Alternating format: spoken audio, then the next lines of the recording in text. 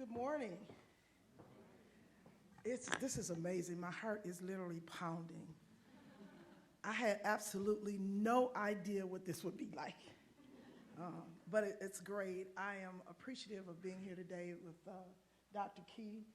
I'm here because of Dr. Key, so we're going to blame it on him. But we want to just say to you this morning that personally we have no, what's the word? No conflicts to disclose. So we just want to just talk with you for a few minutes here. So I was really excited to, I'm going to use the right one. Okay. All right, we're going to get together here. When we talked to Joden about this, and we really had some conversation because I personally wasn't quite clear what Dr. Key was getting me involved in. And I say that jokingly because we do this to each other. We get each other involved in things, and he said, what did we do?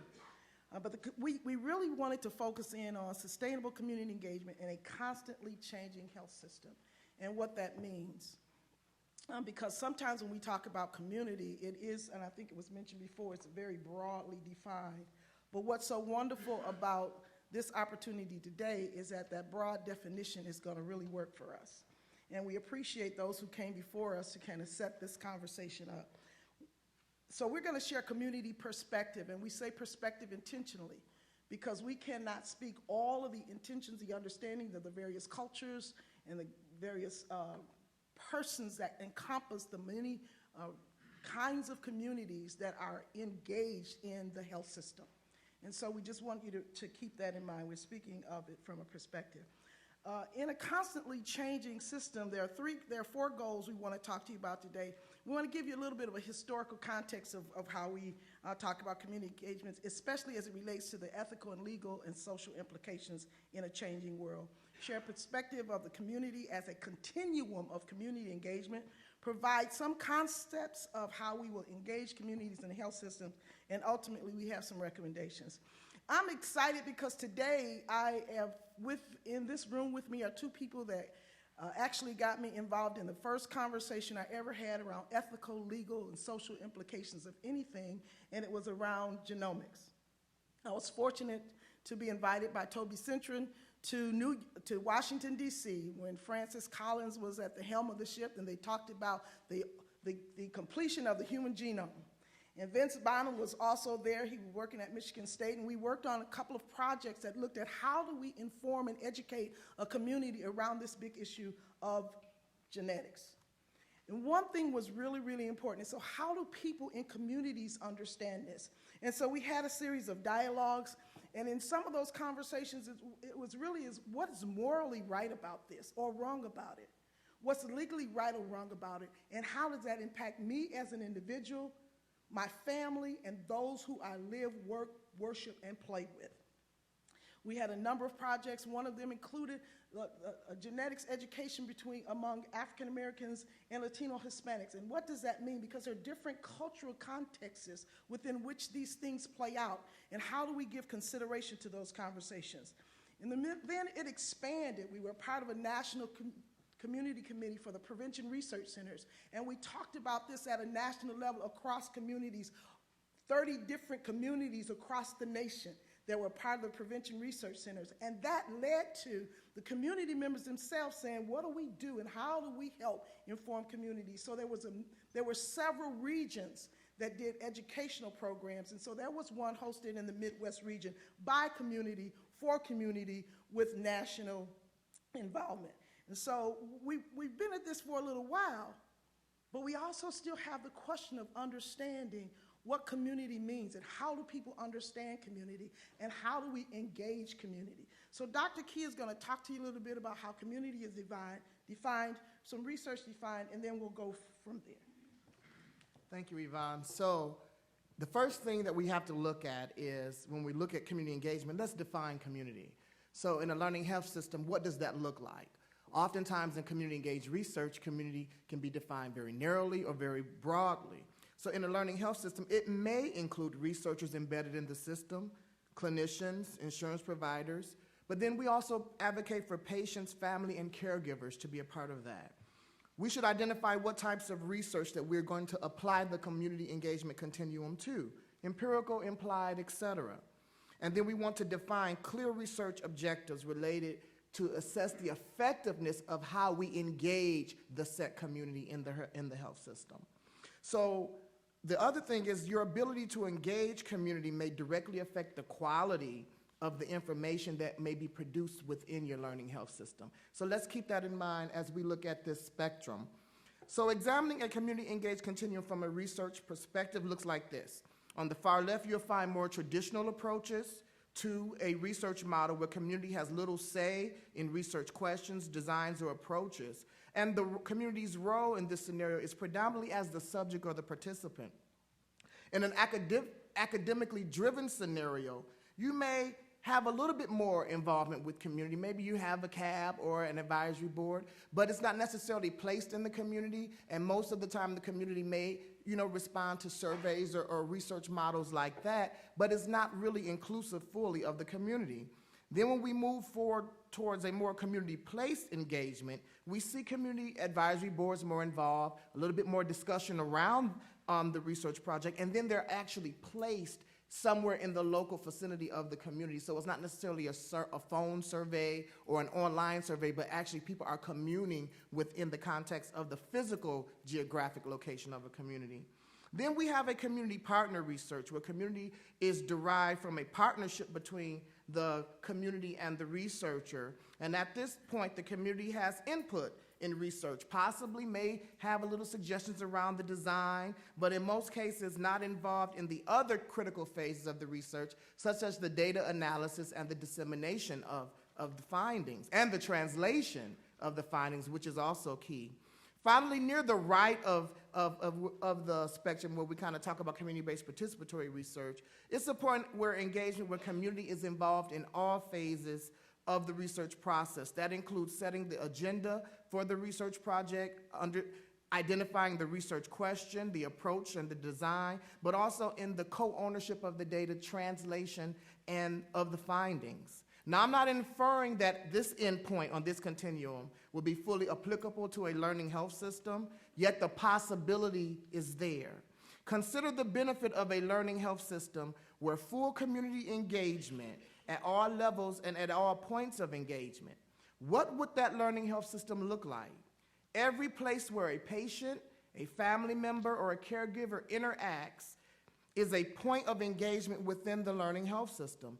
Thus, it is important to engage community at all levels. So there are some benefits specifically for community engagement as we try to apply them to a learning health system. There's research questions and learning objectives that are more relevant and meaningful, enhanced system design and delivery that are culturally appropriate, building the capacity of both individuals within the academic sphere and in the community partners, increasing likelihood that research results are translated and disseminated to participants, but most of all to members of the community, and then foster shared commitment that can lead to implementation. So what are some connections for us? Now, one of the things that's critical, we found very, very critical in engaging community is to be sure that we define things. We all have heard words that we really think we understand and we have a definition for, and we go to a meeting like this and we learn something totally different. So I wanted to just take a moment to talk about this in the context of my experience as a community member going out to work to engage healthcare providers. So I was working at a nonprofit community organization as a foundation looking at chronic kidney disease, and I went to talk to one of our healthcare providers, and I asked them about partnering with us. And so they said, well, do you know anything about meaningful use? I knew I was set up. So I honestly said, no, have no idea. So it's important to define the term. So I just put this definition here because I'm sure you probably already know it, but I needed to understand what did meaningful use mean. Now, I really simplified it and said it simply means taking all of this electronic information that the government had paid some institutions for and making sure that it had value to the patients, or those who were being provided the service. So I had to make it real simple for myself. So then this whole notion of the electronic health record. What does that mean? It's a digital version of patient's chart on a piece of paper. Now, you may know what that means, but when I come into your office and you're giving it to me, I may have absolutely no idea what that means. So then the electronic medical record. So what does that mean? Tracks what's happening to you over time. So how does that translate into what it means for me? Continuous quality improvement, research, evaluation. All of these things are important, and you know about them. I have no idea what you may be talking about. So I did this. So let's team up and have a team approach to addressing this. And if I can do this very, very quickly, this gets really confusing sometimes to people. If I had my preference, I would have 3 more triangles with each one, and that would probably be very confusing. Why would I do that? Because there are roles for the patient in this process. There are roles for the provider in this process, and there's also roles for the information. So if we could just take this right quickly, you see these arrows are going back and forth. So the patient at this point is the community. And if we say this is going to be a learning system and the community is going to have involvement, what's the conversation? Uh-oh. Oh, go back. Uh-oh. Keep talking. Let me keep talking. You work that. Okay. So what's the connection between the patient or that community and that provider as it relates to the electronic medical record? Am I really being informed about what that is and how it can, what does it mean to me? And if you're listening to what it means to me, and then you're translating it into how it can improve that record, then there is some triangulation between the meaningful use of that electronic medical record, the electronic health record, and what happens in the life of that patient. And that's a continuous process. Then we jump over to the other side, continuous quality improvement, doing that all the time. But this suggests, from the research perspective, typically we do research and we wait to the end, we evaluate it, hurrah, we've got something, let's go do it. This suggests that as the research is going on, if in fact there is something that will improve what's happening in my life or the life of the community, let's evaluate it at that point and make some course corrections and include that in the process so that the continuous quality improvement not only happens at the end when we've done all the things that we think we can do, but it happens in the process. So, in order to make this happen, can you do that for me, my brother? Because I'm excited here, and I only have I don't have trust cannot happen. None of this, and you've heard it from the beginning. Trust, and you see the arrows going both ways. That's intentional. Trust is in the middle. Patient, provider, researcher, anesthesiologist, whatever it is. I must trust that you hear me. And then I must trust that you can translate that to others that you will work with on my behalf. Because this record then can be used, it should be used by specialists if I have to see one. Somebody else who is in the process of engaging in my care that you may have the opportunity to communicate with that I may never see initially. Because if there's research going on in the lab and all of that wonderful clinical stuff that people are doing, and I don't have access to that conversation, I must depend on you then to share that information and then bring it back. Equally important, then we on the community side, it's important for us to have enough knowledge and confidence in sharing the information, as you mentioned before, all over the world, then we can go and share that and build up our ability, our capacity to have cross communications in which sometimes we use the term cross-fertilization. It isn't enough for, and I know I hear this a lot, so this is my thing. This is coming directly from me. It isn't enough for it to be bi-directional, such that you're hearing me and you say, okay, I heard you and I got it. It has to be cross-fertilization.